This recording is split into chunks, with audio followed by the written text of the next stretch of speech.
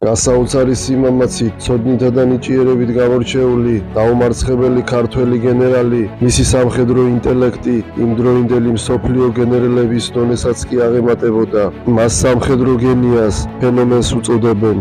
1918 წელს ორჯერ შეაჩერა ბოლშევიკების მიერ თბილისის აღება. ამავე წელს სომხები ქართულ სომხურ ომში დაამარცხა და დაიცვა საქართველოს საზღვრები. 1920 წელს თურქებს გამოსტაცა ბათუმი. შემდეგ მეორედ 1921 წელს ისევ დაიბრუნა ქალაქი და მთლიანად აჭარა გაათავისუფლა. ყველა დიდ ბრძოლაში გამარჯვებული გამოვიდა.